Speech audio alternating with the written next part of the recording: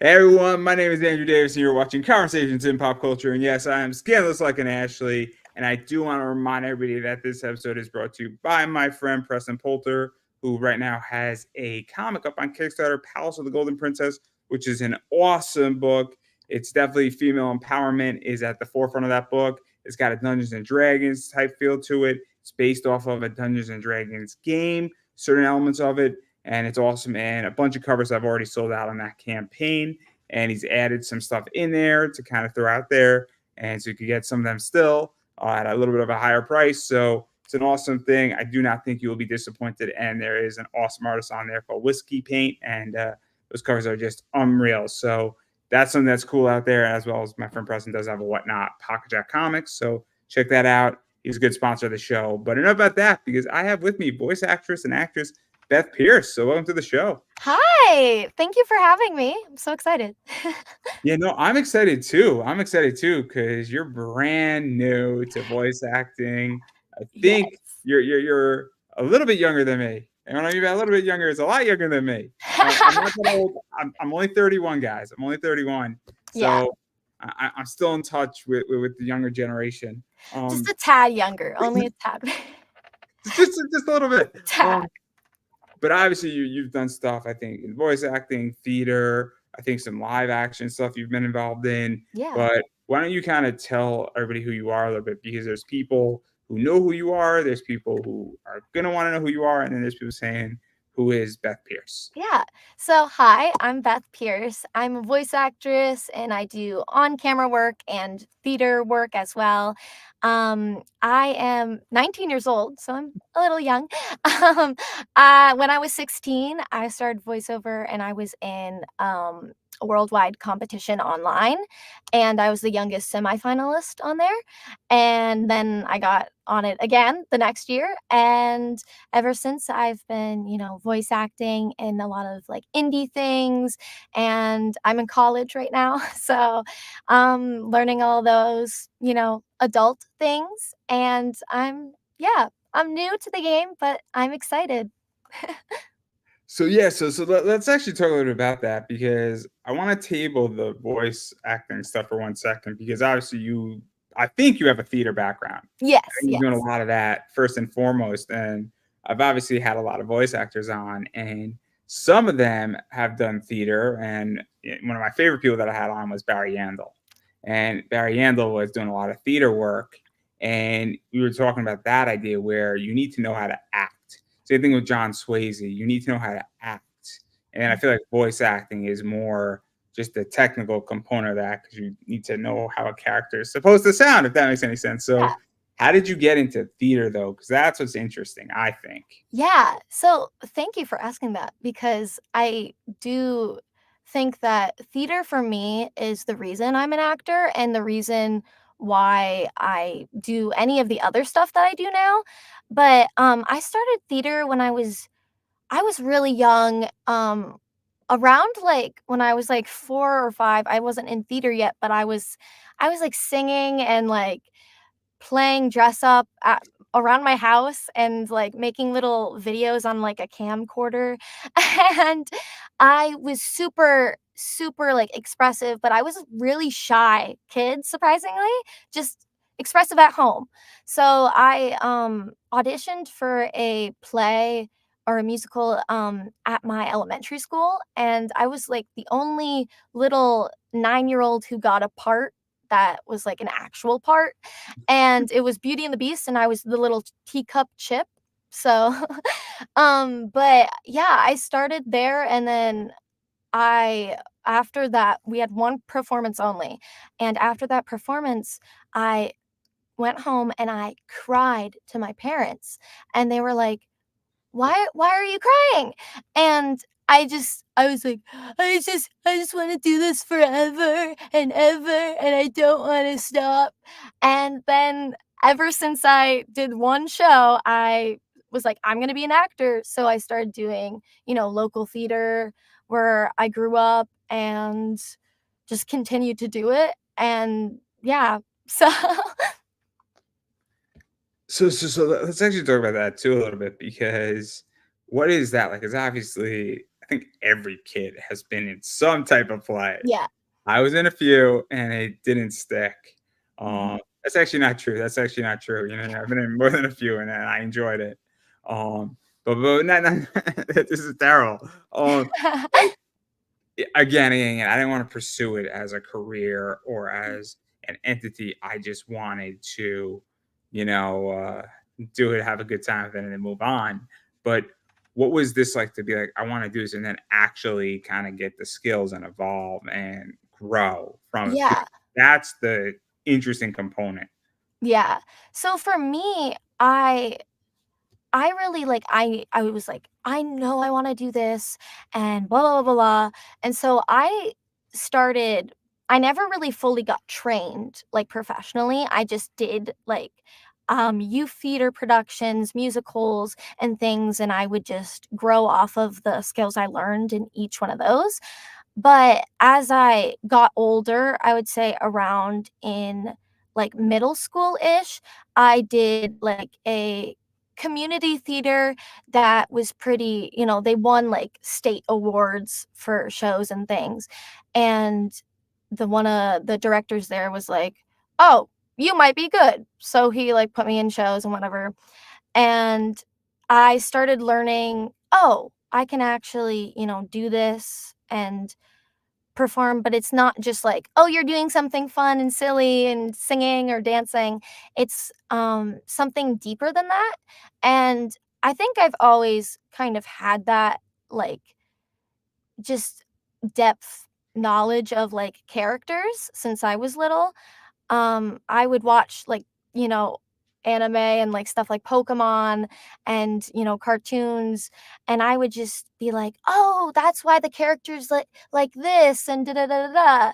And so I think it's something that I always personally like, I just knew in my heart, like, "Okay, I know how to do this." And I started doing, I started doing professional, like, classes and when I was in, like, high school, and through that, I started learning, like, "Oh, this can actually be a thing I do," and instead of just, like, a silly thing, because a lot of people think, acting's just whatever, like, people do it, and they're like, "Oh, I did this show and whatever." But Let's talk about that for a yeah, second too, because people think that I just do my show as a podcast. No, no, no. There's a lot that goes into it. You yeah, know, obviously there's research, there's editing on the back end, there's promotion on the back end. There's also even just figuring out, do I put you, where do I put you? If I got six people, do I put you before person A or behind person A? And how is that gonna work? And sometimes it works out, sometimes it doesn't. Um, but even that, or even saying, cool, is your interview time sensitive in promotion? mhm, And so like there's a lot of that in there. And then people say, oh, it's just for fun, so I won't show up. You know, that yeah, happens a lot more than people realize. And I'm like, this is actually like a gig for me. yeah, And that, yeah, finding sponsorships. And so I think that's a real complicated issue where, I did a play in college mhm, and I got a credit for it, which is cool. So it was a fourth credit option. I had a great time with it. It was obviously politically science motivated. It was Gilbert and Sullivan. Some cool stuff. So obviously, academic political science major doing a academic political science, play related to that and mhm, law and fun. I had a great time, but it was a lot of fun. But that to me was more of a hobby and extracurricular versus when somebody wants to go and say, I want to be an actor or I mm. want to be in a play or I want to do something that's actually professional. So what is that like to kind of have that professional mindset? Because I think it's a lost Yeah. idea sometimes. I actually, because I have, a TikTok and people follow me for some reason, and a lot of people comment like, "Oh, I wanna be a voice actor and da da da da da," and, We're going to talk about that too. I promise. We yeah, continue.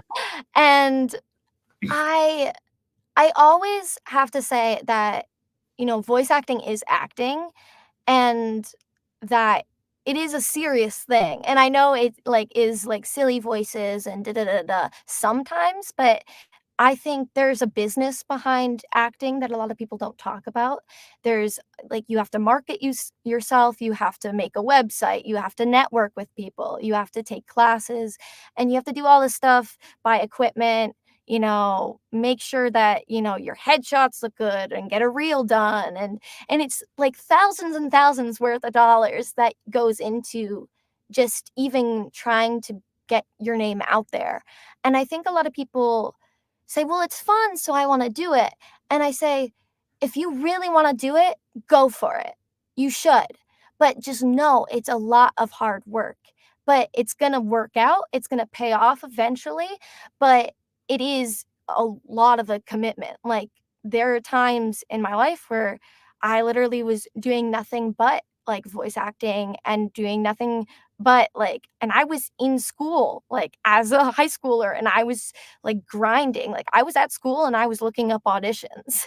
And I think there's a serious drive that's different when you know it's like something you want to do cuz I think about it, all the time. I watch movies and I listen to commercials, and when I'm driving in the car and I turn on the ads and I listen to the ads to see how they did like their reads for commercials. And I think about it all the time because I love it. And it's not that, oh, I want to make money or oh, I want to, but See, we're so different. We're so different, right? I don't yeah. want to be a voice actor. I don't. I enjoy anime as an escape. I enjoy sports as an escape. Obviously, I have a business that is comic book centric on eBay, buying and selling comic books, Mhm, and I love comic books, and I love baseball cards, sports cards, basketball cards, non trading sports cards, stuff like that. And because that me watching a baseball game does not interfere with me enjoying and collecting and selling mhm. baseball cards. But if I was to voice an anime, it would ruin anime for me. It would Really? it would ruin it for me. It would ruin it for me. I legitimately like to pour myself a nice stern drink on a Thursday and watch some anime. Um, Put some whiskey in there, and I like to start my week early. Turn it up Yeah. Thursday is what we call it. Um, Nice. I used to not have class in college on Fridays, and so I would start Thursday, and it was great. If you're like, dude, why are you getting hammered on Thursday? I'm like, I don't have class. I was like, oh, that You're makes like, sense. "Whatever." It was great. It was great. They're like, dude, why do you even live on campus? You don't have class on Tuesdays or Wednesdays or Fridays. You should be a commuter. I'm like, you don't get it. You don't get it. That's You so don't get true. it. It's That's so true. amazing. It's amazing. It's just efficiency, but not the point. But me being a voice actor, and there's a reason why I didn't pursue it. I don't know if I could do it, but even pursuing it, it would ruin anime for me. It would ruin it for me Mhm. completely. Really. So like I think that that's a real issue. Is that I don't know if it ruins it for you because I don't know if you could go and watch anime the same way if you're voicing in shows. I don't know if you can.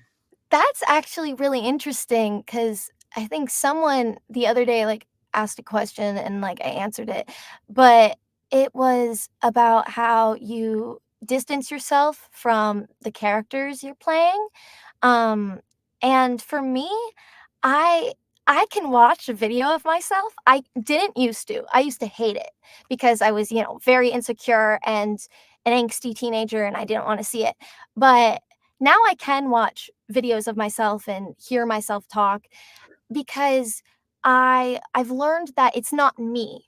It's the character, and I like to distance myself like that because what a character's going through and what a character's saying and doing, and if they're being weird, that's not me being weird. Like, I'm just kind of, like, there for the ride and watching it happen, and so it's weird because I can totally watch something that, like, I've been in like, I watch videos and I'm like, "Oh, that's me," but it's also not me. It's kind of, like, interesting how I divide myself into, it is me, but it's not. And I think it's kind of like a skill people, especially if you struggle with, self-esteem, it's hard to get used to listening and watching yourself because that's weird and gross. And but the more you do it, the easier it does get. And just keep in mind that it's also not you. See, it's interesting. So I edit all my work as Mhm. far as cutting up content and micro content and TikToks and all that stuff. And I've gotten better because I do all that. I've gotten a lot better. But also, I'm watching me, and this is me 100%. Like Yeah. that's the problem is that I am not any different on screen and off screen. So there you go. Especially in the last year and a half. Mhm. Um, if you watch me in the last year and a half, everybody, that's me on and off screen.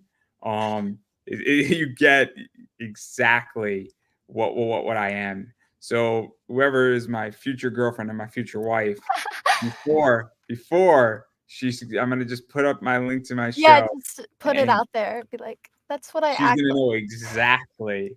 And I'm gonna send her all the ones that are the worst. Not in content, but are the ones that are like, okay, I know what I'm getting into. Like, "Oh, he's crazy." No.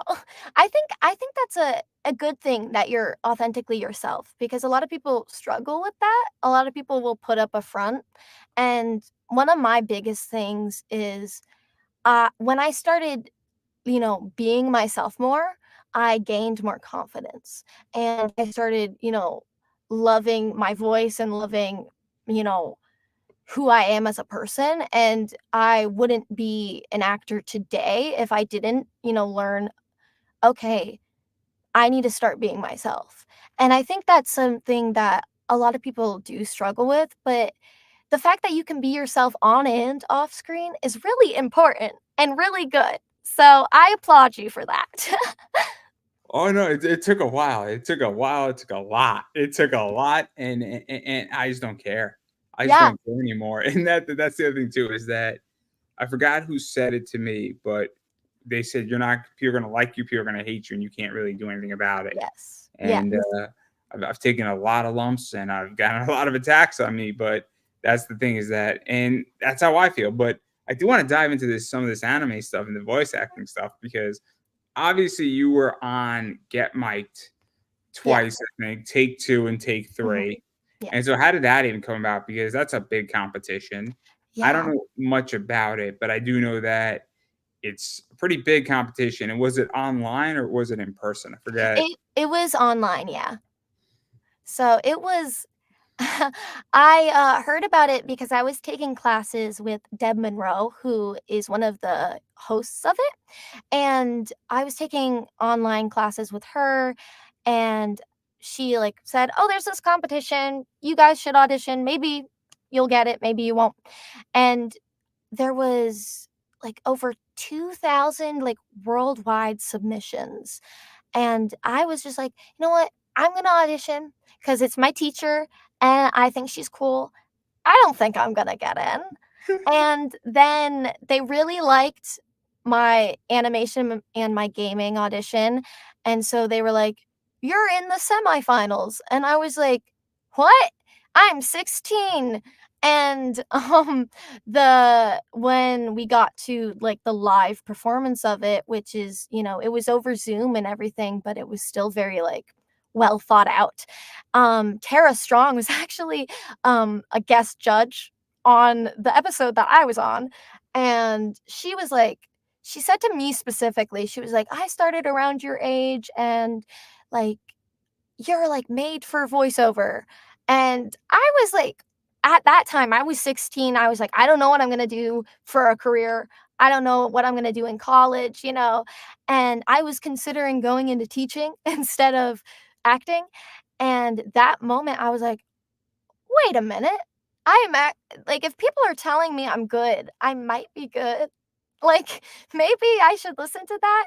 And everyone, like, was so cool about it, and they were kind of like they really liked me, and so they brought me back because I auditioned again, um and I got into the commercial category, which was something I was, like, nervous to try out because I'm mainly, like, animation, gaming, that's, like, my shtick, but, I love commercial, and so I did that, and I got into the semifinals, and it was really cool because I each time I was up against, like, pros, like, adults who have been doing this, and I was, shaking my boots. I was like, I don't know how any of you are doing this. And they were all so nice to me. And obviously, like, I didn't win because so many people are so talented. And like, I feel bad for the judges because it was a tough competition, like judging that. Like, I've gone back and rewatched like other people's auditions from the live rounds, and I'm like, of course I didn't get into the finals. But I think it's just an honor to like be in that space when being so young too. And I ever since, like, I've just been so interested in like professionally going at it because these people who I was up against are professionals. And I'm like, oh. Yeah. So it was really interesting, and it did kind of like get me thinking like, oh, maybe I can like do this and market this because like I seem to be getting some response from people.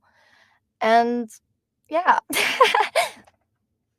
Let's talk about this too, because obviously, I mean, you're in a competition, and then, I mean, you're with, obviously people who are trying to break in, people Mhm, who've been doing this for a while, people who need a break, mhm. some degree. Because I don't think you have to necessarily be, some of these people probably were doing commercial work, maybe doing professional voiceover work. Because for those who don't know, and feel free to correct me if I'm wrong, professional voiceover work could be simply, you're, doing the voiceover for Toyota, Yeah. Yes. or you could be doing the NBA, Yeah. NBA finals, and Mhm. it's a 45-second bit or it's 15 seconds, but that could very well be professional voiceover work. It doesn't necessarily have to be anime, cartoons. It could be a lot of stuff. Yes. And Yes. so I'm sure some of these people were doing stuff like that. And so even what is this like to even just, I guess, be around this, and also kind of just getting an entry point in, because I think sometimes you just need an opportunity. Yeah. It was it was a big moment for me because, I grew up and was born and raised in New Hampshire, and there's not a lot of, industry work in New Hampshire. It's So not it's not Nashville, Tennessee. It's not no, yeah, Cali. It's not New York. It's not no. Stanford. It's Yeah, not, I'm trying to think of another hub that's big. It's not Houston. It's not Austin. yeah. It's not Massachusetts. It's not Mhm. Boston either. Yeah. Those are big markets where there is industry work. There's corporate work. There's a Mhm. lot of stuff around there. Yeah, and that was a huge thing because I was like, I'm kind of a nobody, you know? I'm literally like, I was 16, I was like literally in whatever, I was in sophomore year. And I was really taken back because oh, I actually, have a chance of doing this when people are telling me I'm good. And for me to get, even just into the competition was really huge because I had never had a professional experience up until then. I was doing, community theater and everything was local. So I didn't have something on a scale that Get Mic'd was. And for me to just be around those people, I had a ton of people, like, reach out to me afterward and, like, say, like, "You were really good," and da da da da, and I was like, "You're, like 1, you're, like, a professional, but 2, like, you're 40 and you're telling me I'm good? That's crazy." But, it was important because not a lot of people get that opportunity. I'm not connected to industry people. My parents they grew up, they were, went to school and they were journalists, and that's all we have, you know? I'm not, I don't have actor parents, and they didn't know anything about voiceover, and so they've just been supporting me throughout what I've been doing. And I think it's really, important to me to have like supportive parents, especially with this, because they don't know, like, when I tell you my parents didn't know anything about this, they didn't know anything. And they were just like, "You're good at it. I trust you." And then they, really invested in like, "Okay, we're gonna do classes, we're gonna do this, whatever you need to help you." like succeed because I'm like 16 and I have no money.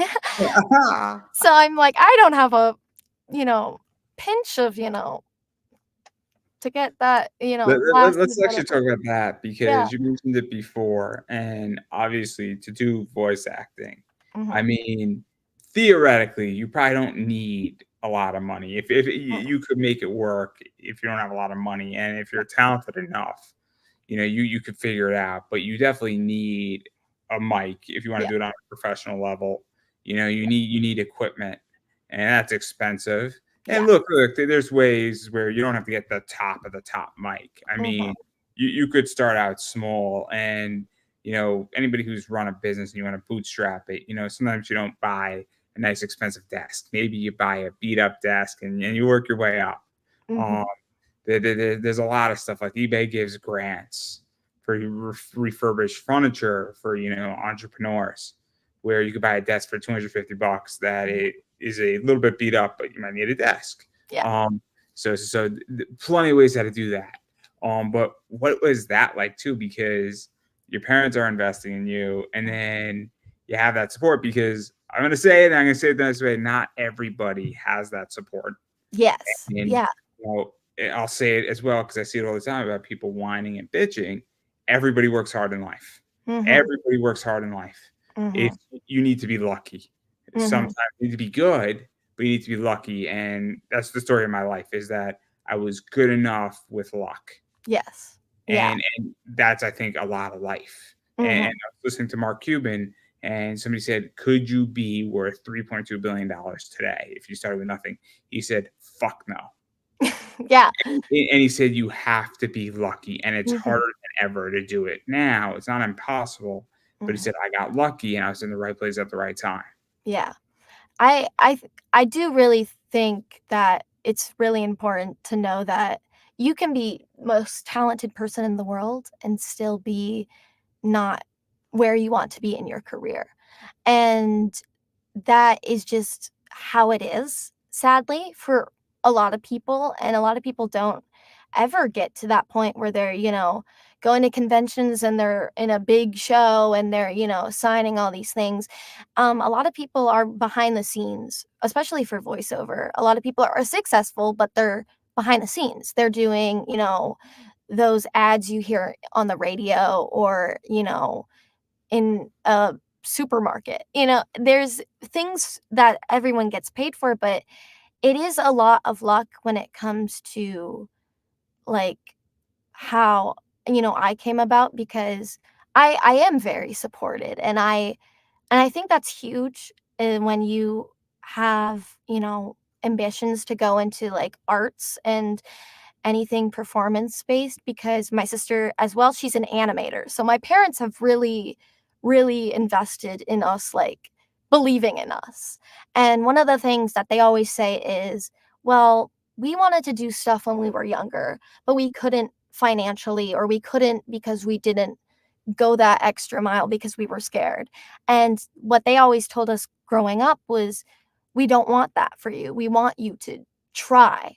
Even, you might not be a millionaire, but if you if you have that little like kick to do it, then that's what they wanted for us. And I think it is very important to have a support system, whether that's your family or friends or just, colleagues. I think having people that, know you're good, know that you're gonna, do well, and also that are just cheering you on is important because it does get lonely. It really does.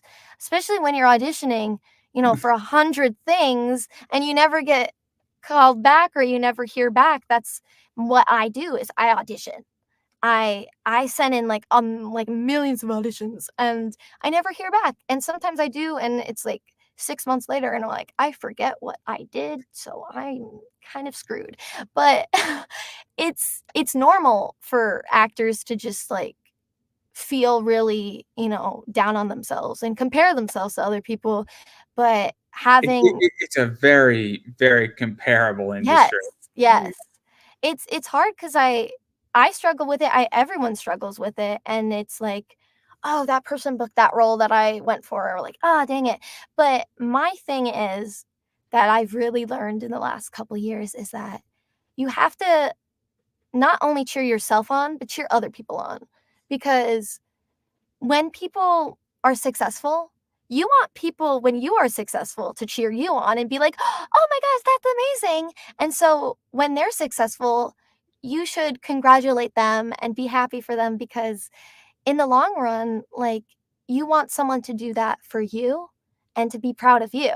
So I think it's, you know, I think kindness is a huge thing that a lot of people forget sometimes. No, they would never. No, yeah, but it's so I think it is You so haven't lived through important. COVID, have you? So I did, let surprisingly. me break this down. Yeah. So COVID happened in my Mhm. world, and everybody in the comic community for like 9 months was like kumbaya. Everybody was happy. Everybody was nice, and everybody's gone back to being an asshole Yeah. again.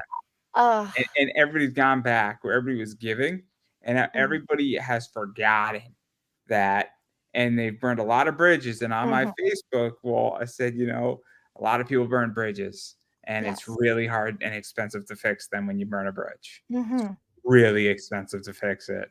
Yeah. And some people took it saying, Andrew, can't you just swim?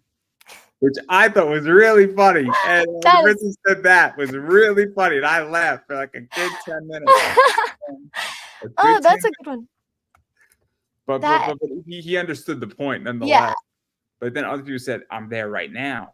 Because I Mhm. think that's what's so interesting. And I think you're touching upon it because when somebody gets a role, you should want to be happy for them. Mhm. And, but at the same time, you're like, that son of a bitch got that role and I wanted it. And because it's tricky, right? I Yeah. mean, you're in college right now. I'm sure that maybe you got to tell your colleges that you wanted to get into. I don't know. But No. but like when I was in, there was like 10 kids who got into the same school and I didn't hear back. And I'm like, chances are I'm not going to get into that school. Mhm. Or I'm not going to get in, right now, or early admission. And so therefore, that's, what it was. So there, it's, like, God damn it, those 10 kids got in and I didn't get in. Oh, that kind of sucks. But not the point. But yeah, so no, no, Yeah. that's interesting though. That's interesting. No, Um, because I definitely feel for me, I think you have to be also proud of other people because there's a reason that people get roles and there's a reason that people get opportunities that they do because it's meant for them. And my mom always says everything happens for a reason. And, cheesily enough, I kind of do believe that because I think, the right doors will open at the right times. It might not be today, it might not be tomorrow, but it's gonna happen eventually. It might not, it might be years, but it's there's somewhere out there, there's a role for you, there's a person for you, and I think that's just kind of in life in general. you're Like, so optimistic. You're so optimistic. I am not optimistic at all. I always, like, try to, you know teach people that like I know it's hard because it's a crazy world and there's so many things that are happening in the world that aren't positive, but those things happen so we can get to positive moments and they may suck. We've all been through, shitty circumstances and but having those, moments of like, uh I hate life right now, also helps you develop skills to become a better person and to, maybe you can use that in your acting. Maybe you can use that in a show you're writing or whatever. Like it's I think there's a little bit of, a special little like sprinkle in there. I don't know, but I think everything kind of has a little bit of a puzzle piece it fits into your life. It might suck though for a bit, and it sucks for a lot of people, but I think there's there's gonna be, times when it doesn't, and then that's important to think about. You're so optimistic. You're just so optimistic. I try. I did not used to be this optimistic, no. I am extremely cynical. I'm not a pessimistic person. I'm very cynical of life. Um, but it works. Yeah. Um, that's because I'm right about everything eventually.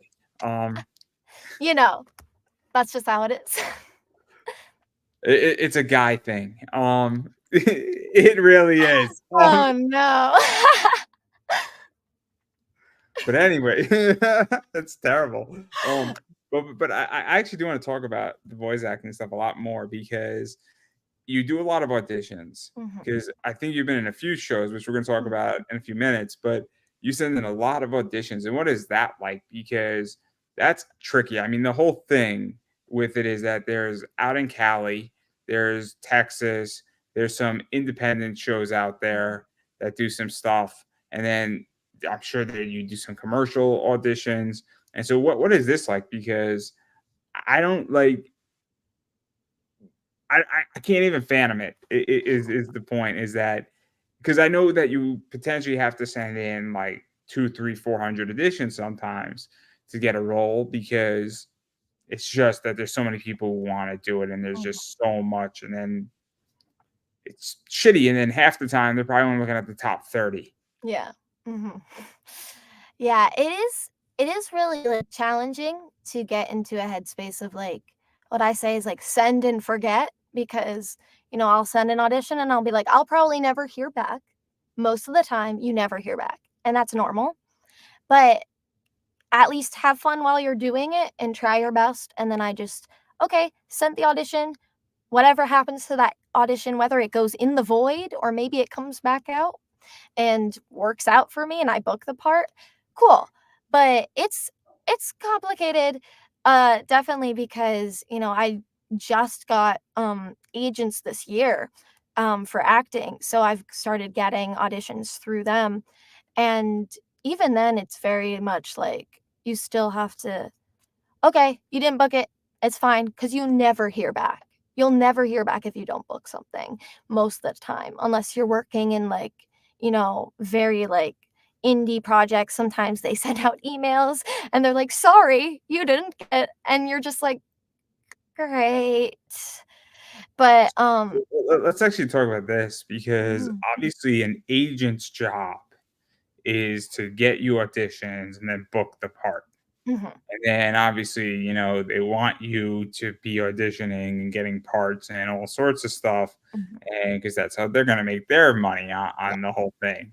And that's the whole point of it. And mhm, so, what is that like too? Because even with an agent, if an agent, gets you an audition, but there's 10 people who are really, really good, I mean, you could be the second best, but there's only one part. yeah. Because It this is the issue that I've spoken about. Sorry to cut mhm, you off, but this is the issue that, like, all of a sudden you have somebody like Brian Donovan who plays Rock Lee in Naruto, who's been on my show, mhm, and great, he auditions for a part, and he's great, right? And then you could have Rob McCullen who plays, Brainer from Attack on Titan, and he auditions for the part, and they're both fantastic voice actors, but somebody has to get the part, and that doesn't yeah, mean that if somebody didn't get the mhm, part, they suck. It just means yeah, they didn't get the part. Like, but like yeah, you still didn't get the part. Like, and yeah. that's what it can mind fuck with you, for lack of a better word. Yeah, I it's weird because there's times because I also have started doing, on camera and, I've done theater, and so there's times when people are like, "You're just too short. You don't fit well with this other person in the commercial, so that's why you didn't get cast." And it's like, it's really interesting because most of the time it literally has nothing to do with you. Sometimes I'll ask for feedback if it's like a smaller indie like production, and I'll be like, "Hey, da da da da," and they'll be like, "Yeah, you were really good. It's just not the right voice," and that's it. Like, it has nothing to do with me or my talent or anyone's talent most of the time, or the quality of it. As long as you're making sure you have, good quality and you have been like working on your own acting, it's most of the time just like, that's the person I imagine in my mind, and that's the specific thing that they met in that one requirement, and directors have visions, and I try to really trust that because honestly, I can't change what I look like or what I sound like. I could to an extent, but ultimately I'm still like when I'm just the same skeleton in the end. So it's like I can do all that work and change myself, but I'm still me and I can't really, fit whatever they're trying to push. And that's okay. I try to tell myself, it literally has nothing to do with me if I don't get cast, and that's okay. And a lot of people, it's very hard. It's very hard because people are like, "I'm not good enough. I can't audition for this because 'cause I'm not da da da da da." And and people tell me all the time like, "Oh, I don't have a voice for voiceover," and stuff like that. And I always say like, "You do have a voice. Everyone has a voice. You're using it."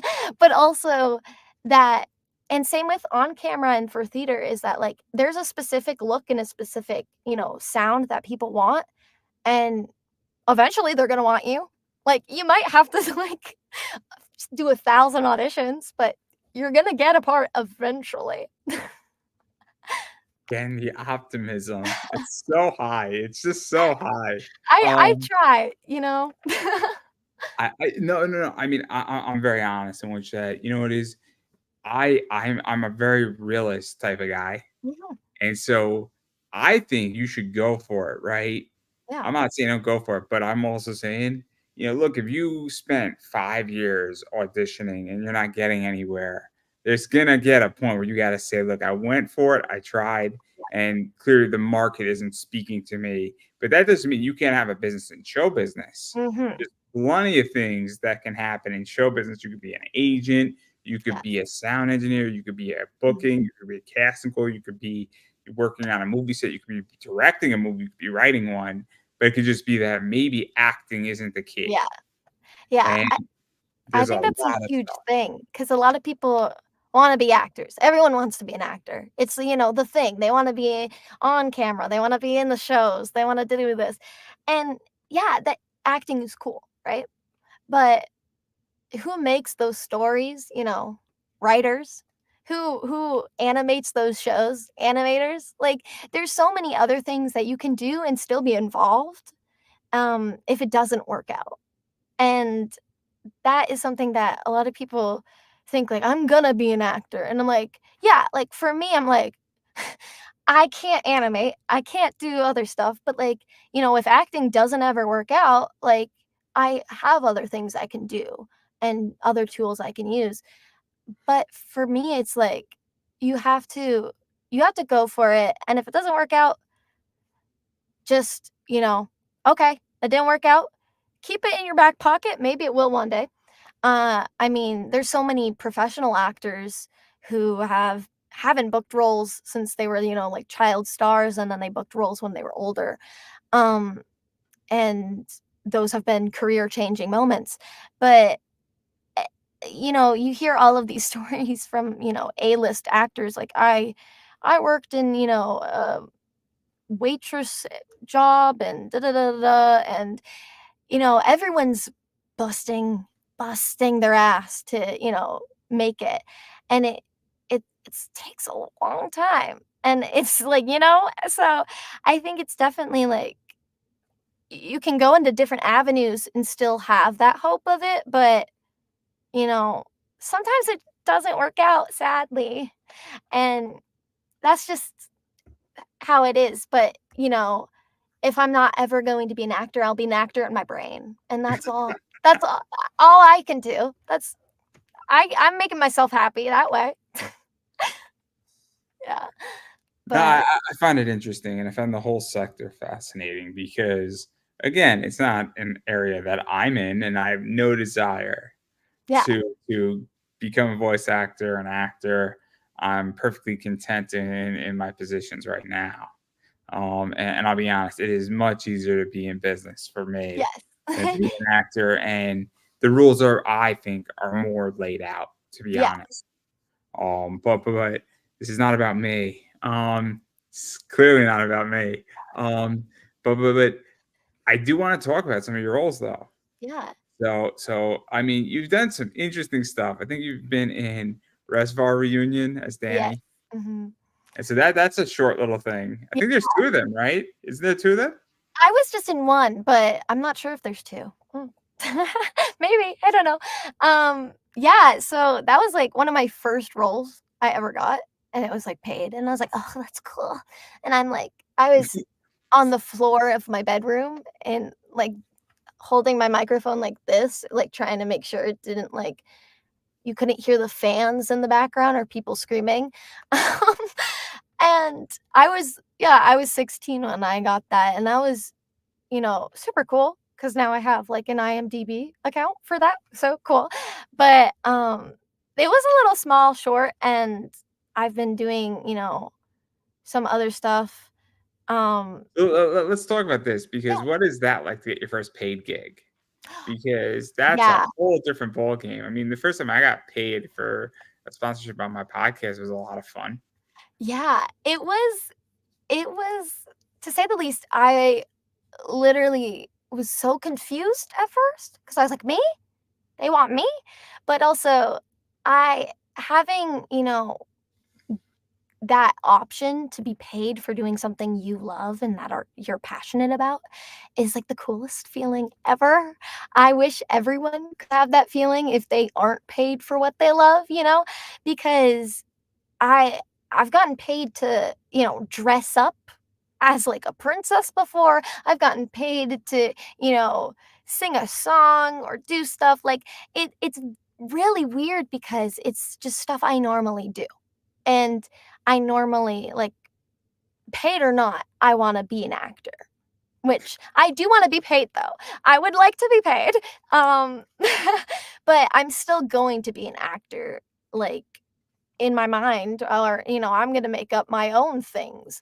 But to be paid for something that I voice in was like, "Oh my gosh." Like, it was so cool. So I'm sure you can say the same, like, when you get paid for something you love, it's, like, the best feeling ever. I'll put it this way: what's a great feeling for me is when I get a Mhm. free ticket at an anime con because I'm presenting. Yes. Because and then you add 2 or 3 of your friends on there too, purposely, because that's really where you make your money. Yeah. Is that you bring your friends along and then they, help you out. They might take care of dinner, that's Yeah. helpful. But that's a good feeling because I'm not getting directly paid, but I'm getting paid to speak or I'm getting a free ticket in. Yes, exactly. Like, there's so many things, like, I've done and I'm, like, doing right now that are things like, "Oh, you can take a free class if you make videos or if you do this." And I'm like, "Hell yeah." Because not only is that, like, super cool, but also I'm doing something that I like and doing stuff and getting something cool out of it. It's helpful. It's helpful also when you're at a con and you're doing like 3 panels, and then Oof. you depending on who is the panel director, like, "Oh, dude, this is awesome, and I'm gonna try to sneak in and see your panel." That was a fun one. Like, "Dude, Yeah. I'll film it if you want me to film it for you." He's like, "Yeah, man, why don't you film it for me, man?" And I'm like, "That's cool." So, what was cool is that I was just, that was one of the last ones. I'm like, "Yeah, no, it's gonna be a lot of fun." Um, but the point that I'm making is that it's helpful because it's cash equivalents. But Yes. like beyond that, I don't think I've ever really been paid for doing something I've loved. I've gotten paid or because I don't get paid for my business. I get a distribution. And it's so Mhm. different. It's so different because as an owner, a distribution is amazing though. Yeah. So, Yeah. so when you get a distribution, and that's a whole different feeling too, though, Yeah. because like I made a really good decision on this. Yeah. And because now there's actual money left over after all the bills for me to have a good Mhm. time with and do Yeah. something fun with. And then you have to be responsible with it, which is not fun. It's called investing. Adulting is hard, guys. Don't recommend. Adulting is hard. It is hard. Oh my god, I don't want to talk about it. I just started it. It's not fun. I'm only, like, 2 years in. Come on. Adulting's hard. It's hard. Yeah. Um, it's really hard. Um, when you realize how expensive life is, everybody, you're like, oh my god, how do people do it? Yeah. It's it's insane. Like, I first year of college, I like literally just finished and I was like paying for my own groceries and doing all this stuff. And I was like, stuff is so expensive and I hate it. But it is cool when you are able to like, oh, hey, I got paid for this thing and can pay for my groceries. And that's cool. Yeah, no. I know the feeling. I know the feeling. Paying for groceries is good. Paying for groceries is so obviously I have a regular day job and Mhm. that takes care of a lot of stuff. What's fun is when your business allows you to invest money in the Yes. stock market and then you're making money on your money on your money. That's fun. Um, that's a lot of fun because all of a sudden when you take $1,000 and in 2 years that thousand's worth like six, that's a lot of fun. And then that six slowly becomes eight, and that eight becomes 10, and then that 10 becomes 100,000 in like 15 years. Like, holy shit. And then Like, you're rich, and you're a millionaire. You're a millionaire. again, it doesn't change the Yeah. daily elements of your life. What it does, though, is it gives you options. Yes. And Yeah. life is one gigantic option. That's all Mhm. life is. Yeah. Because there's only two things in life that are certain. At some point, you're born, and at some point, you're going to die. Yeah. Everything else is an option. Mhm. That's life. I mean, that's a very simple position on life, but that is a far cry from your roles. A far cry from your roles. But I'm thinking about this when I'm 31. Imagine what I'm going to be thinking about when I'm 41. Imagine that. It's great. It's great. I'm also thinking about in like 3 hours my chunky monkey ice cream in the freezer. So Oh, now I want ice cream. I mean, my significant other, she bought like this strawberry like cheesecake thing, and she ate the whole fucking thing, and I'm so upset with her. What the hell? What the hell? I know, right? That's the worst because She's when sleeping on you the couch tonight, though, so it's all oh right. my god. That's the worst, like, when you have a roommate or something and they, like, eat your stuff, and I'm like, "Stop But the it." problem is that I can't be angry at her because she's my girlfriend. I know. I know. I See, can be angry, though. it doesn't work. See, she could be angry at me. I can't be angry at her. Well, did you buy it? I don't know. I mean, technically, she bought it, so I mean, technically, Technically. I mean, it's sort of ours, but she took care of the ice cream this time. It's like in 2 weeks from now or like a week from now, I might buy the ice cream. It's not like we're keeping score, You but know. like it's our household. I mean, just because it's on her debit card doesn't mean that she bought it. I mean, Like, I wanna eat it. Like, come on. eat the whole fucking thing. I Like, mean, it must have been good. You can't blame her. You can't I blame mean, her. Chunky Monkey is still good, but like, it's not like that like strawberry cheesecake. I was so looking forward to it. I'm so sorry. That's devastating. And I just don't feel like going out to the store tonight because it's rainy where I'm at, and it's just like, Oh, yeah. yeah. That's the worst. I don't like driving in the rain. And then I'm not gonna do it tomorrow because it's Tune It Up Thursday, and you don't want to mix alcohol and ice cream. No, Anyway. no, that's not. Maybe I'll go out on Friday and I'll go get my own, but I'll Yeah. hide it from her. That's what I've had to start doing because I live with my grampy started living with us, so and he just steals all of the food. So we have to hide it. So I recommend like maybe like a mini fridge. That's what I had to do this year in college. I'm not getting a mini fridge. It might help. It might help. Maybe I'll just break up with her and I'll keep the ice cream for myself. Oh no, she's probably gonna watch this and She's gonna watch this and be like, "What were you talking about?" she knew what she was getting into. I mean, did she watch the videos? Probably not, but she knows what she's getting into. Oh my gosh. We have good talks about ice cream here. Only the best conversations. I mean, she knew how this was gonna start. Yeah. But again, I'll just hide. If I buy my own strawberry cheesecake, vanilla ice cream, I am definitely gonna just eat the whole thing in the car, and Oh not my so gosh, you're gonna have a stomach ache. I don't really care You because know what? I was denied, and I'm very upset still. I was denied of my beautiful strawberry cheesecake, like, ice cream from Ben& and Jerry's. I think Oh, it's it was from Mentos. Ben& and Jerry's? That's they do Chunky Monkey. Chunky Monkey's great. Oh, man, that's the best. I Ben& mean, and Chunky Jerry's. Monkey is a good second, but it's still number 2, and if it was on an audition, it wouldn't get it. Mhm, See how this mhm. goes full circle? See, we're smart here. We got Yeah, oh my gosh. You should see when I do stand-up. Oh, you must be No, great. no, I am definitely not appropriate at stand-up. Definitely. I Is it am about a ice cream? I am a filthy comedian. I am filthy and I am brutal and I am like roast level 5. And I go Nice. hard. I go hard and I go witty and oh my god. And then oh man, I'm just brutal. I'm just brutal.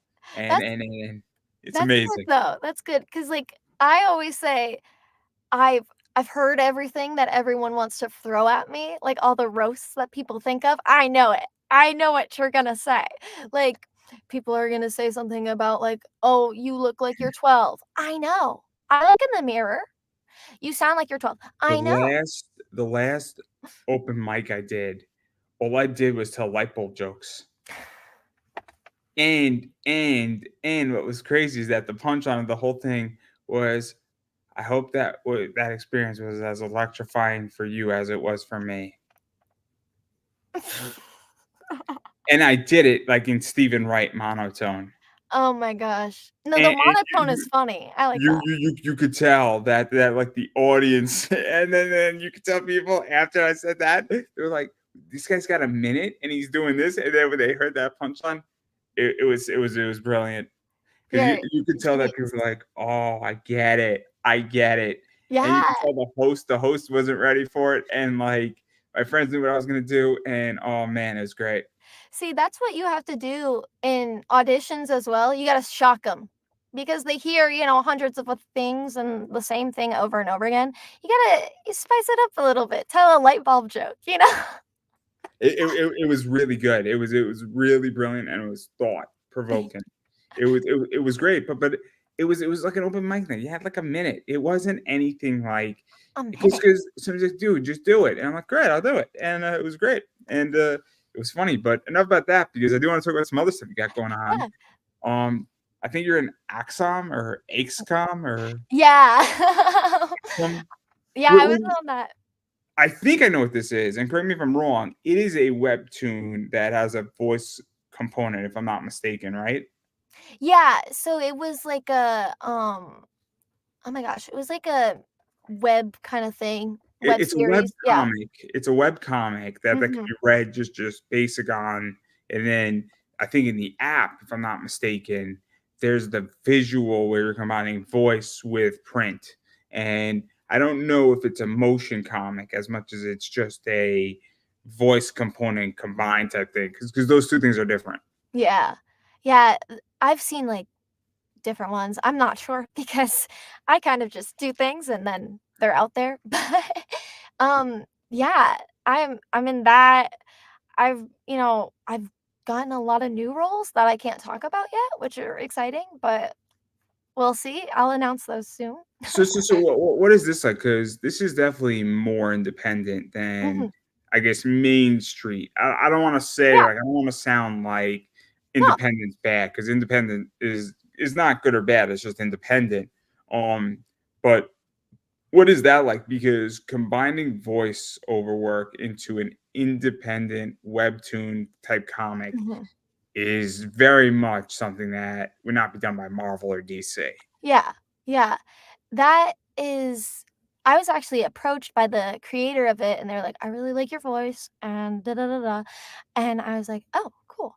And to do, projects that are smaller but are also, like, helping out artists, I think are really important because, I've said before that my sister's an animator, so I know what it's like for, people to literally be, like, animators and have no money, and I get it, and I also wanna support them because I think their stories are just as important as mainstream things and just as cool.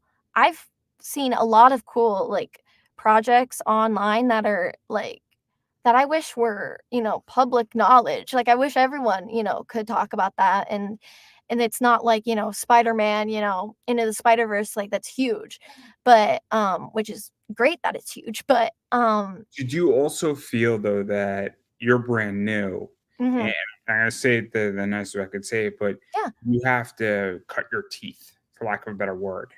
Meaning yeah, that, obviously I've done almost 800 interviews, mhm, and I cut my teeth on the big one first, which was not the right way how to do this. mhm, Um, when you're interviewing Debbie Derryberry, who plays Jimmy Neutron, mhm, Howard, I can't think of it. I can't think of it. Howard Cruz, who mhm, was at the forefront of the gay comics movement. Derek Padula, who is the DBZ world leading DBZ expert, and then Bob Fingerman. I mean, relatively, three out of those four people are really, really big deals. mhm, Those are your first four interviews. It's like, holy shit, yeah, like, that's not what you should do. yeah, Um, I should have been interviewing somebody who has a small little independent comic because you need to develop your skills, for lack yeah, of a better word. mhm, And so, do you also feel that's also part of it, where I'm not saying eyes aren't on you, yeah, but it's not. I'm trying. It's not Naruto, yeah, right? no, There's a big difference when legitimately like a million people are going to see your voice or hear your voice yeah. versus maybe 5,000. Yeah, Big difference. I think it's so important to do, like, smaller projects first because, like, a lot of the projects, that, like, I've been in, like, I was, like, really young, like 16, 17 in them, and, like, you know, it's interesting to see how, like, you know, it differs from today and, like, my quality today, but also, like, it's good to build your resume despite, people might not be famous, and that's a huge thing, is people care about followers and care about this and that, and it's weird because I have never cared about followers, like, ever, and I gained, like, a following on TikTok, and I'm confused by it somehow because one of my videos has, like, over 1,000,000 views, and I'm like, "How does" it's just me in a show, and I'm just doing a silly little thing, and it's really important to people, like, to have followers nowadays, and I just don't I think that if it's, something that I'm interested in, if it's a story that I wanna tell, then I'll go and tell it, um, and if people like it or if people don't, that's kinda up to the universe, I think, you know? You just mentioned something. So, Mhm. I mean, I understand why it's important to have followers. Yeah. It goes back to influencers, Mhm. and it goes back to what is your market reach. Yeah. And so, I mean, I have 657 Mhm. subscribers on YouTube. But it's slowly growing, and I'm taking an approach where I'm just adding more and more content every single day, Yeah. and that I will eventually get to 1,000. I will eventually get to 2,000 watch Mm. hours, and I will eventually. I'm projected to get there eventually. Yeah. It's just a matter of how much content do I need to create. And then all of a sudden, when someone says, "Oh, you need," I only interview people who have 2,000 followers on their channel. Well, my viewership's going up, and a bunch of other stuff is going up. But also, I have a lot of just content out there, Mhm. and so I understand why somebody's interested in followers, Yeah. because they quote unquote want the potential. Yeah. It's not a conversion; it's a potential. It's the Mhm. same reason why, not to get you and me in trouble, but when a cosplayer has 2 million followers on Instagram, she is getting approached to do influencer deals, and whether those influencer deals convert or not, the companies that are going after that, they're interested in the brand awareness, the reach Mhm. of their brand, and they're not so much interested in the sales. And all I care about is sales. I care about real money and real hard numbers. That's what I care about. So Yeah. if I could sell 50 million of a product, but I have two followers on Instagram, who cares that I have two Yeah. followers on Instagram? Eh, Versus if somebody has 50 million followers, but yeah. they can sell $2 of your product. I mean, So that's the whole issue with followers. Yeah. And it's really interesting because um when I started getting followers, I didn't expect it. It came out of nowhere, and I was literally making content for myself, and, I was posting videos about myself and performing, and people started to like it, and I was like, "Oh, now I have." I think it's 14K now on TikTok, and I'm like, "How did I even do that?" And I almost have, like, 1,000,000 likes total of, like, my videos, and I'm like, "How many people is that? That's crazy." But, even that is still considered small to people, but I think of it as kind of like a little blessing because it's really cool. I never expected to do, like, content creation and do videos, but I always was interested in it, and it was something that, I've thought about, but it kinda just came out of nowhere as well, so a lot of, even voice acting, brands are like, "Well, hey, I saw your video on this, and, like, you're really cool. Do you wanna help with this?" And I'm like, "Sure."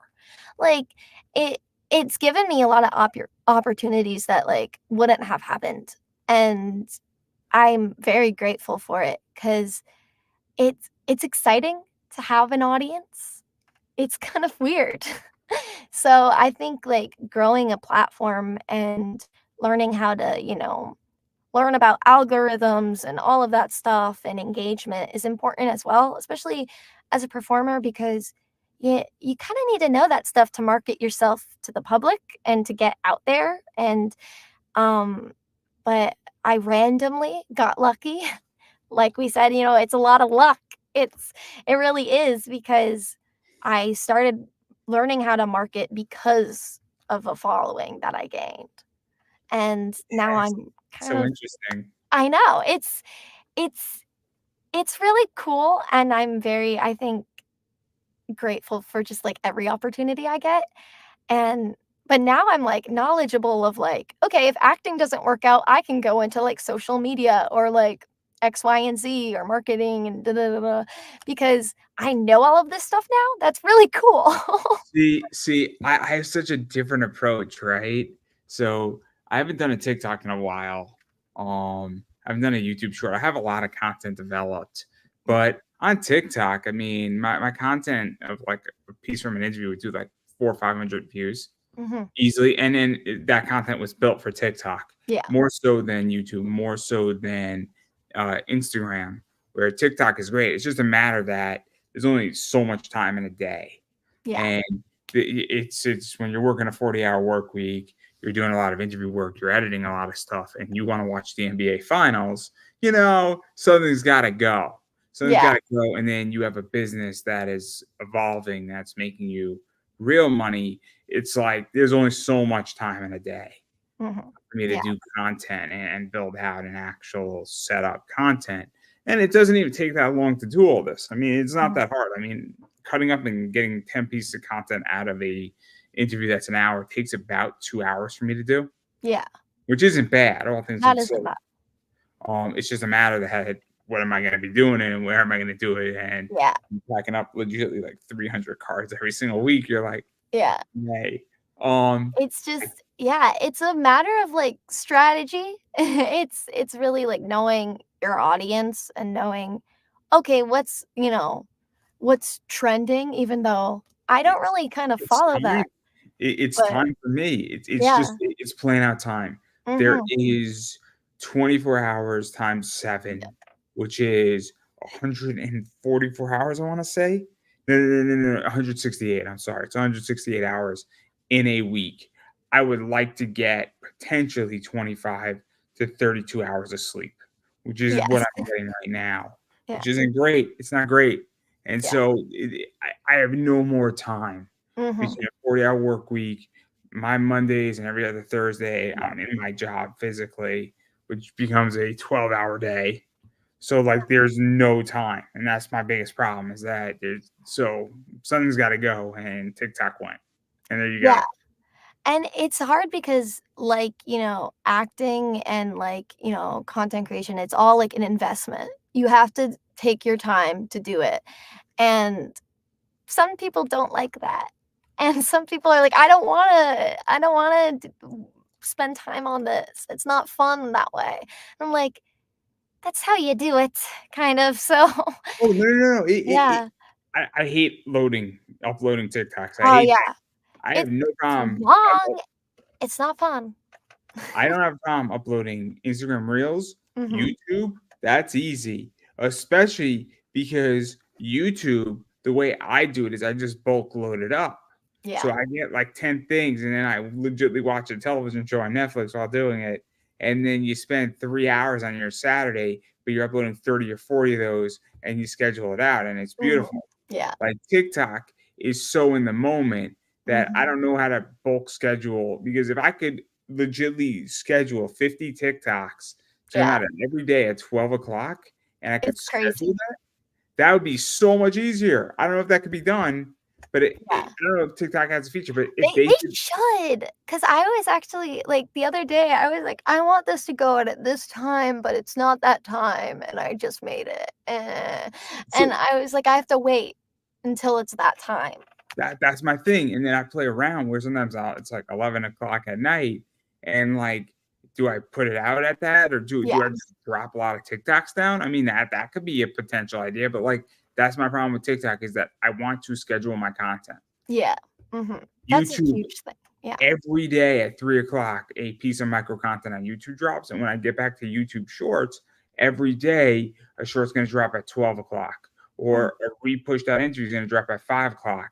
So, like, my YouTube community, like, literally every day, 5 or 6 things are dropping just on that side of YouTube. Yeah. And anytime I can schedule something out, and I can schedule a lot of it out. Oh my God, it makes my life so much easier Yeah. because I I think I go that's 6 months out. I go 6 months out sometimes. wow, that's impressive. You know what? Round of applause. Because it eliminates the problem that Yeah. I then don't have to deal with it. So I legitly am scheduled out till September on my YouTube Mhm. content.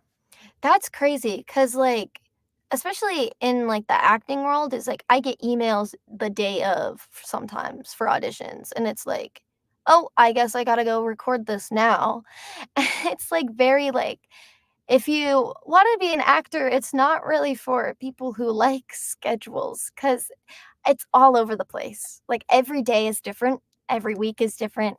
You could be, like, out of work for months and then, like, have a million jobs in 1 week. Like, it's crazy, but, I mean, I love it. So, that's I it helps me because 'cause I'm very much like, I wanna do, random stuff like that, and I don't. I I don't. know, a lot of people don't, and I'm like, "I wouldn't do acting then." No, that's my Yeah. thing is that Mhm. I'm at a position now where it's like I'd like to schedule 6 months out because and then I'm now starting to schedule the last fourth of the year, and then I want to get that done by August, and then I want to get June done by December of 2024 so that I have 6 months ahead there. And then I want to get all of the year done by March of next year. And then I want to get 2026 done pretty much by August of 2025. Yeah. And See, that's sick. And then I want to get 2027 done pretty much by December I could or not. March of 2026, which is sick. That's crazy because every day for me is just like a gamble of like, "Oh, now I have this audition or now I'm doing this." Like, I scheduling would be so cool, but But sadly this is just my release of my yeah. content, right? Yeah. So because then what that does is that actually allows me to say, "Cool," because I have a huge amount of content. When you have Mhm. 800 interviews and every piece of your interview is 10 pieces, give or take, Yeah. that's 8,000 pieces of content. So once I figure out how to cut up all because I have to go backwards and forwards at the same time, Yeah. and then you can start adding more content in Yeah. because now what I figured out is that for me to get monetized on YouTube, the answer is more content. Yeah. The more content I have, the more views I get, and then once I get that 4,000 mark hour and that 1,000 subscriber, and I have 6,000 videos, that's 6,000 monetized videos. Yeah. Which means and then if you add another 3,000, another 4,000, another 5,000, you have 12,000 videos. that's 12,000 monetized entities working for me on a passive income level. And then every time I add a new one, this is how you make a lot of money. Yeah. It's crazy. I figured it out. And Mhm. that's why I'm not so concerned today what it looks like, because when it hits the monetization, most people get monetization and they have 200 videos. Yeah. If you have 5,000 and you hit monetization, you have a lot of monetization. Yeah. That's So crazy. so so this is why I'm scheduling out, because if this hits in 3 years from now, I'm not coming in anymore at $15 a month. I'm coming in at $150 a Yeah. month. Mhm. And so that's where I'm at, and that's what I care about. So Because and that's how you get more ice cream in the end. exactly. This is exactly It how I get to all know. comes back around, just saying. It's like my birthday. I don't want a birthday cake anymore. I don't even get a birthday cake. I buy myself a can of frosting and you put a candle in it. Yes. That sounds delicious. A coworker bought me that for my birthday, and then I said to my coworker, I said, "We good thing you didn't get a candle, because knowing you and me, we would have burned down the whole office." And he just started laughing hysterically. Oh Really my nice. gosh. No, 'cause, like, frosting's good. A whole can of frosting. Oh my god, That's a so lot. bad for me. So bad for me. I ate like half But of it's it so too. good, but it's so good. He got me a spoon too. It was funny. It Yeah. was really, really funny. It was really, really funny. Somebody has a sense of humor. It was really, really funny. Um, but I do want to talk about Pink Wonder too while we're at Yeah. it, because that I didn't even know this thing existed. Yeah. Yeah, it's so cute. It's like a little magical girl show, and it's like It's got like I 250 episodes. It's insane. it's crazy. Yeah, it's so exciting though. It's kind of like SpongeBob, where there's a lot of episodes, but because it's divided into, I think, two parts. So Yeah. like it's 24 minutes, but like either 8-minute episodes or 12-minute episodes, I think. So like there's a lot more episodes than there is. So like there's not 250 episodes Yeah. like 24 minutes. There's 258-minute ones. Mhm. I Yeah. think. I could be wrong, but I think that's what it looks like, right? Yeah, I'm not sure. I don't. But yeah, I it's so cute, and I just love it. Just 'cause it's a weird one, because I don't think it was on network television. No, yeah, it's kind of just a little, like, indie project that's out, but it's cool. It was on YouTube, so what is that like too? Because, I mean, I'll be honest, being on YouTube is a lot cooler than probably being on television. I mean, I mean, yeah, there's so many successful, shows on YouTube now, like, Amazing Digital Circus, we have, like, Has Been Hotel and Hell of a Boss started on YouTube, like, all of these things are, really popular and gaining, traction, where they wouldn't, on TV, but it's starting to actually become, like, a successful platform to produce shows, which is really cool.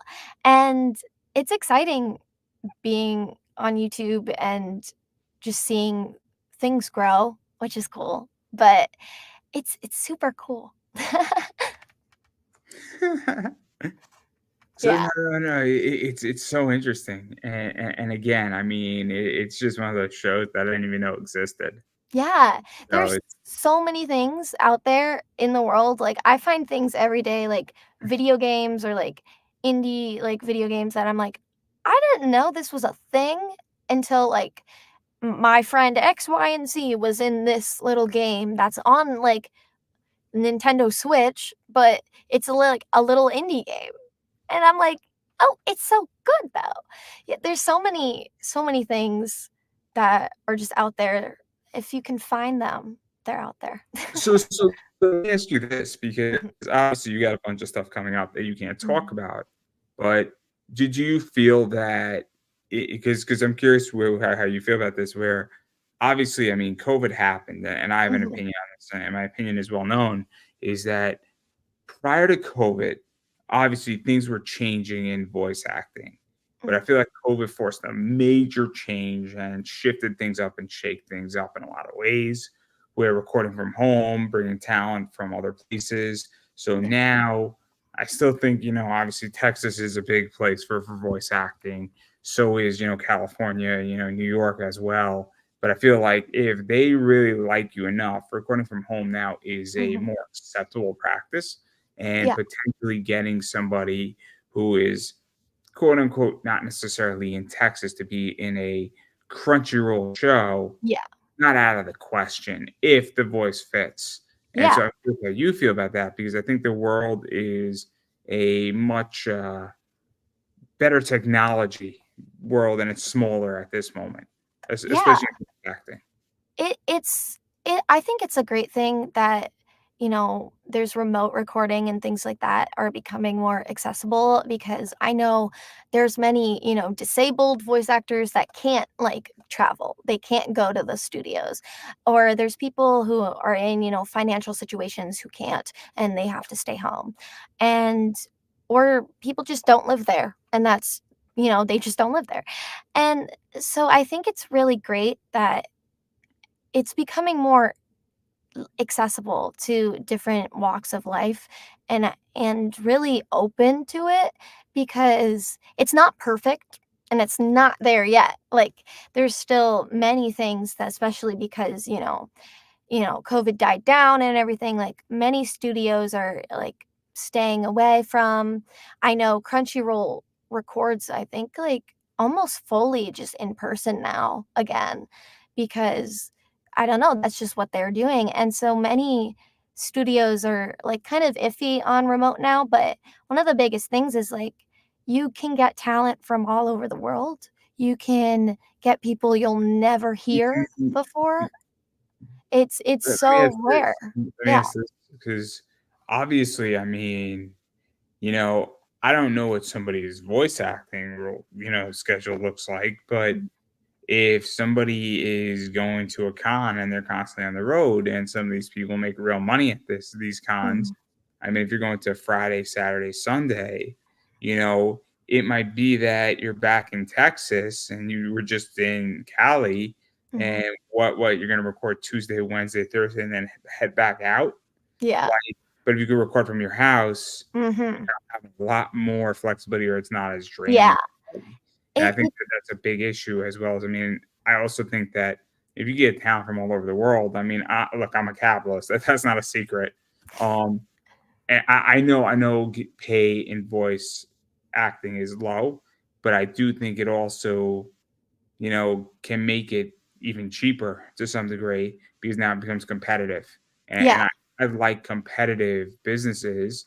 And as somebody who obviously wants to invest, and Sony's a publicly traded company, I mean, when they own Crunchyroll, I mean, I think that that's a really interesting position at the moment.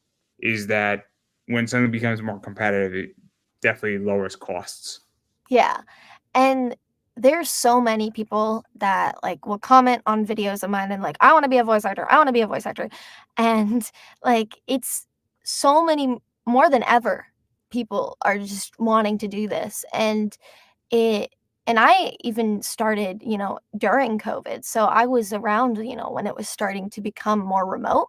So I was very lucky, but it it is very competitive now and it's going to be more and more because it's becoming more accessible. And I think that's a good thing. Someone actually said like on one of my videos they were like, "I don't want people to find out about this because they're going to take all the roles." And I was like, "Well, yeah, but there's roles out there for you, and if you're right for something, you'll be right for something." Let's actually talk about that. Mhm. More shows are coming anyway Yeah. over. I mean, there is a position where that's going to be interesting, because I think there's more stuff coming over. Mhm. I think that there's more opportunity coming over. Yes. And I think that, yeah, sure, it is. If it goes back to everything, though. If there's 500 people doing comic books, some of them aren't going to fund on Kickstarter, for lack of Yeah. a better word. And some of them are going to barely fund, but then there's going to be a bunch of other stuff that definitely does fund. And, there's just more competition. So you got to make your product better. Yeah. So, I mean, that means that if there's 1,000 voice actors out there who are all decent, or we could run a scale. Some are really good, some are really bad, but there's 1,000 of them out there. Now you, as a director, have a choice of 1,000 or 2,000 Yeah. or 4,000 people to choose from. So you could be really, really, really selective. Mhm. And not to use a baseball analogy, but you're waiting for the right pitch. Yeah. And it becomes like more of like, oh, there's more opportunity for more people, and yeah, it makes it more competitive, but I think it gets more people out there, and I think it's helpful. So I think that people who are worried like, "Oh, it's too hard." Like, yes, it is very competitive, but there's more and more people are turning to, projects online, or, smaller like games and video games, and seeing them as like, "Oh, this is really good," instead of like, mainstream stuff anymore. So we're seeing, thousands of new shows and new games and new opportunities for people to voice act. So I think it's definitely not going away, and I think remote recording is just going to help people build, their careers more. So I think it's a good thing. Fair enough, fair enough. Yeah, And then I have two more things I want to talk about. So awesome. how do you feel about Sonic the Hedgehog? I actually I just went to the Sonic Symphony and in New York, and I was asked to be in a video. I didn't know it was, like, for the official Sonic account. It was, but I don't know anything about Sonic, right? Okay, so my sister's a fan. I only know, like, Tails, and I know I can do a Tails voice, and that's it, my extent of it. But, I was like, "Oh my gosh, this was so awesome," and now I'm, like, in an ad. So if you see Sonic Symphony out there and you see an ad and you see a girl, it's me. So, yeah, that's, like, my knowledge of Sonic, but I love the Sonic movies, and I'm very excited for the 3rd one. But, I'm a yeah. big Sonic the Hedgehog fan. Uh, Big Sonic the who's your Hedgehog. favorite character? I'm a big Shadow guy, and I'm a big Chaos guy too. Yes, yes.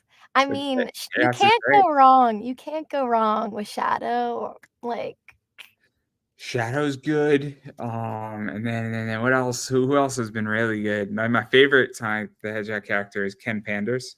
oh, okay. Ken Panders was the writer who took all the characters and copyrighted them from Archie and held them Oh. hostage. That's Ken Panders. I have, I have a That friend who got blocked by Ken Panders, and so I wanted really? to create me and him. I wanted to create a fan club that I got blocked from Ken Panders. It's $25 membership. You get a T-shirt and a membership card saying I got Well, blocked by Ken Panders too. oh my gosh. I that's really funny. You know how much money I'm gonna make on that? I'm gonna make so much money. How many You get- people are blocked? A lot? Oh no, people are gonna want to be blocked. Oh, you're They're, right. they're gonna they're gonna buy. It's gonna be like, They're gonna I want it. got blocked by Ken Panders too. Yeah, you're a genius. And then you get an official card as like membership of the club. It's a secret Facebook group that's behind a You, closed like, whip paywall. it out when you get pulled over by the cops, and you're like, "Actually, this is my license." And the cop's like, "Yo, dude, I got blocked too. Just go right And you're like, ahead. "Oh, You're going 150. It's on me. whatever." Yeah, I don't care." that's how you get out of it.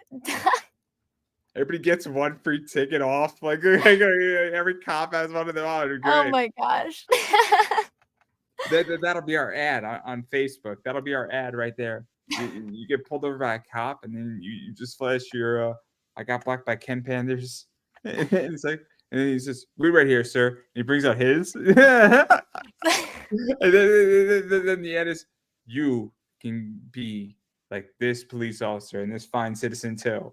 Be blocked by Ken Panders." That's amazing. You I'm need gonna get to so sued by him, and it's gonna It's be okay, it's hilarious. okay. It's gonna be hilarious. Oh It's my just, oh gosh. my god. We're all gonna have like code names based off the video game, and oh, it'll be great. Like we'll have a whole board, and it'll be great. It will be beautiful.